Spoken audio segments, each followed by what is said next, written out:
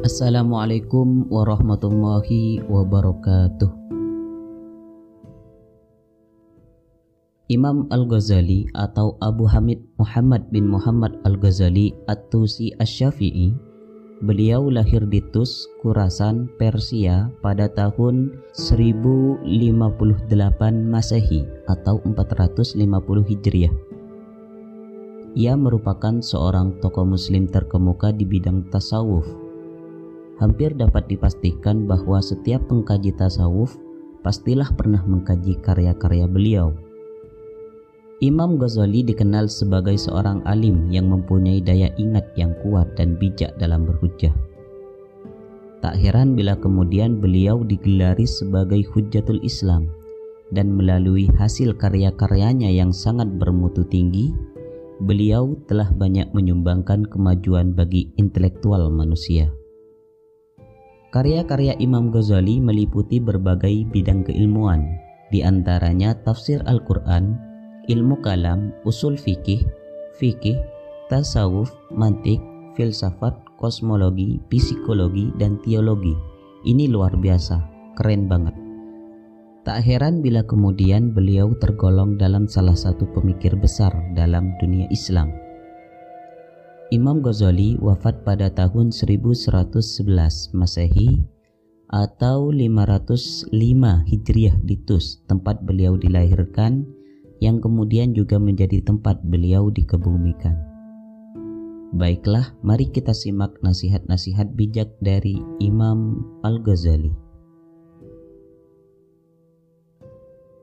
Kita adalah makhluk yang suka menyalahkan dari luar, tidak menyadari bahwa masalah biasanya dari dalam. Perkara yang paling ringan di dunia ialah meninggalkan sholat. Gara-gara pekerjaan atau dunia, banyak orang meninggalkannya. Banyak orang yang begitu puas dengan menghitung biji tasbih setiap kali menyebut nama Allah. Tetapi mereka tidak punya tasbih untuk menghitung ucapan sia-sia yang tak terbilang banyaknya. Bersungguh-sungguhlah engkau dalam menuntut ilmu. Jauhilah kemalasan dan kebosanan, karena jika tidak demikian, engkau akan berada dalam bahaya kesesatan. Orang munafik mencari-cari kesalahan, sementara orang beriman mencari permintaan maaf. Hiduplah kamu bersama manusia sebagaimana pohon yang berbuah. Mereka melemparinya dengan batu, tetapi ia membalasnya dengan buah. Untuk mendapatkan apa yang kamu suka, pertama kamu harus sabar dengan apa yang kamu benci. Wahai kawan, kain kafan kematianmu barangkali saat ini sudah sampai di pasaran, sementara engkau masih belum juga tersadar. Belum pernah aku berurusan dengan sesuatu yang lebih sulit daripada jiwaku sendiri, yang terkadang membantuku dan terkadang menentangku. Untuk kesehatan yang baik, kendalikan makananmu. Untuk jiwa yang baik, kendalikan dosa-dosamu. Dan untuk keimanan yang baik, kirimkan salawat kepada Nabi Muhammad SAW. Baik, sebelum dilanjutkan, mari bersama-sama bersolawat. Allahumma sholli ala Sayyidina Muhammad sallallahu alaihi. Di antara perkara yang paling sulit dilakukan oleh manusia ialah bersabar. Nafsu bisa membuat seorang raja menjadi budak, sementara sabar bisa membuat seorang budak menjadi raja. Jiwa manusia itu seperti cermin yang memantulkan bayangannya. Kebajikan akan membuat jiwa itu bersinar, sementara keburukan akan membuatnya gelap. Sifat utama pemimpin ialah beradab dan mulia hati. Dosa tidak akan pernah menjadi ketaatan hanya karena niat baik. Cinta merupakan sumber kebahagiaan dan cinta terhadap Allah harus dipelihara dan dipupuk, suburkan dengan sholat serta ibadah yang lainnya. Korupsi agama berasal dari mengubahnya ke kata-kata belaka dan penampilan. Jangan berteman dengan teman yang hanya ada ketika sehat atau kaya, karena teman seperti itu sungguh berbahaya sekali bagi kamu di belakang hari.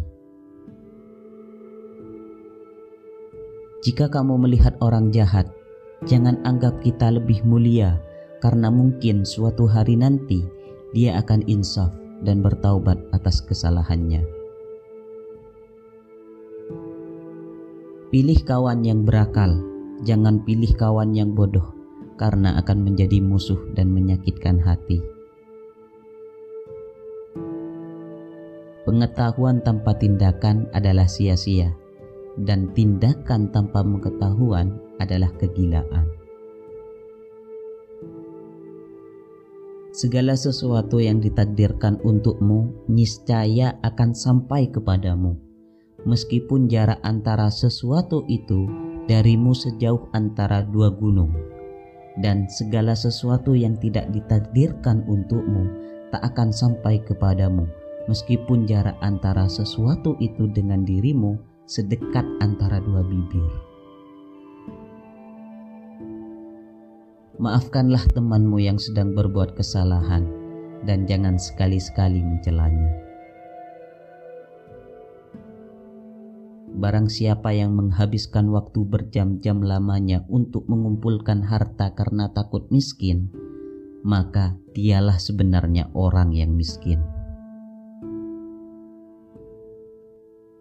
Ciri yang membedakan manusia dan hewan adalah ilmu.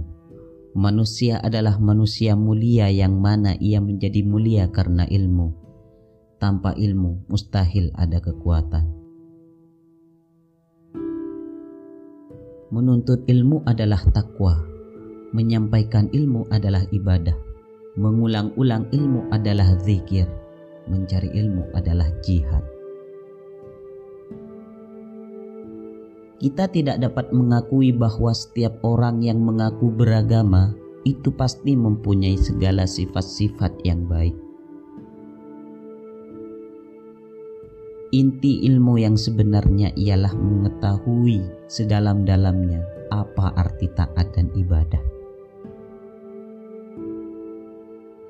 Doakanlah temanmu, baik selagi hidup maupun sesudah dia meninggal dunia. Kata-kata lembut melunakkan hati yang lebih keras dari batu. Kata-kata kasar mengeraskan hati yang lebih lembut dari sutra. Kebahagiaan adalah ketika seseorang mampu menguasai nafsunya, sementara kesengsaraan adalah ketika seseorang dikuasai oleh nafsunya. Barang siapa mengeluhkan karakter buruk orang lain, berarti ia telah mengungkapkan keburukan karakternya sendiri. Seseorang dengan akhlak yang buruk sesungguhnya akan menghukum jiwanya sendiri. Lidah yang lepas dan hati yang tertutup dan penuh dengan kelalaian itu alamat kemalangan besar. Lidah memang sangat kecil dan ringan, tetapi ia bisa mengangkatmu ke derajat paling tinggi, atau justru menjerumuskanmu ke kedalaman terendah.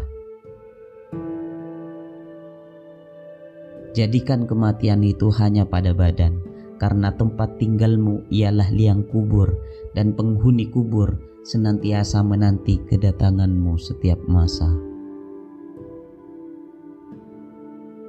Jangan biarkan hatimu senang ketika mendapat pujian dari orang lain, dan jangan biarkan hatimu sedih ketika mendapatkan cacian dari mereka. Kebahagiaan terletak pada kemenangan memerangi hawa nafsu dan menahan kehendak yang berlebih-lebihan. Carilah teman untuk menenangkan hati dan pikiran, maka perhatikanlah baik-baik tentang keselamatanmu dan kesejahteraannya. Jangan resah andai ada orang yang membencimu, sebab masih banyak yang mencintaimu di dunia. Namun resah dan takutlah andai Allah membencimu, karena tiada lagi yang mencintaimu di akhirat. Baiklah, semoga dari 40 nasihat-nasihat Imam Al-Ghazali tadi bisa mendorong kita untuk menjadi manusia yang lebih baik, lebih taat, dan lebih bijaksana dalam menjalani hidup yang fana ini. Baik, kurang lebihnya mohon maaf. Wassalamualaikum warahmatullahi wabarakatuh.